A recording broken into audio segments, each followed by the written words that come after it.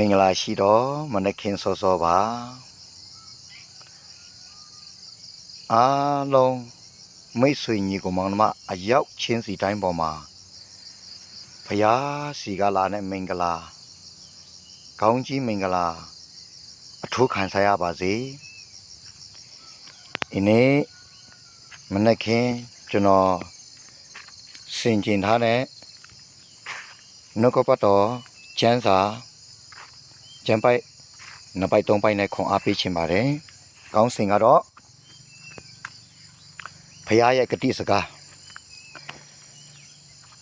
ကျွန်တော်တို့တမန်ကျမ်းစာထဲမှာဖယားကကျွန်တော်တို့ကိုဂတိစကားပေးထားပါတယ်။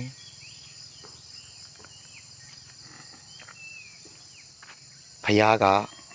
အသက်ရှင်တဲ့ဖယားဖြစ်ပါတယ်။ကျွန်တော်ကျမ်းပိုက်တစ်ပိုက်ဖတ်လို့ပါတယ်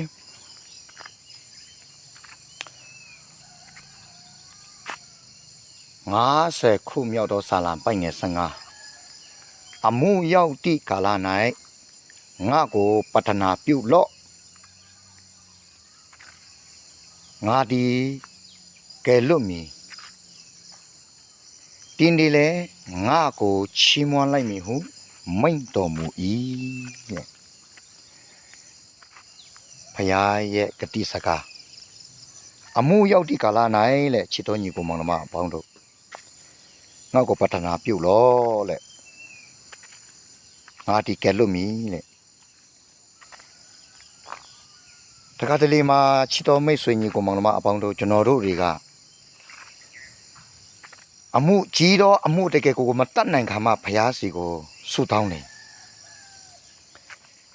ဒီနဲ့အမှုနည်းနည်းပါးပါးကိုတတ်နိုင်တယ်ကျွန်တော်လုပ်နိုင်တယ်အားကိုးစရာမလိုတော့ဘူးစိတ်တက်လေအမြဲတမ်းရှိတတ်ပါတယ်ဒါကြောင့်ဒီလိုမရှိအောင်ဖယားကအမှုလိုပဲပြောတာအမှုကြီးငယ်လို့မပြောထားဘူးเนาะဆိုတော့အမှုဆိုတော့အလုံးပါတော့ပြီကြီးနဲ့ငယ်တော့တီးရောအလုံးပါတော့ပြီဒါကြောင့်အမှုရောက်သည့်ကာလ၌ငါကိုပတ္ထနာပြုလောလေငါဒီကဲလို့မယ်လေအမှုဟူသည်များအားလုံးငါကိုပတ္ထနာပြုရင်ကဲလို့မယ်လို့ပြောတာဖယားကတင်းဒီလဲငါကိုချီးမွမ်းလိုက်မည်လေဖယားကပြောထားတာဒီစကားကဖယားရဲ့စကားကတင်းဒီလဲငါကိုချီးမွမ်းလိုက်မည်နဲ့နော်လုံးဝချီးမွမ်းရမယ်အဲ့ဒါအတိတ်ပဲနော်ချီးကိုချီးမွမ်းရမှာ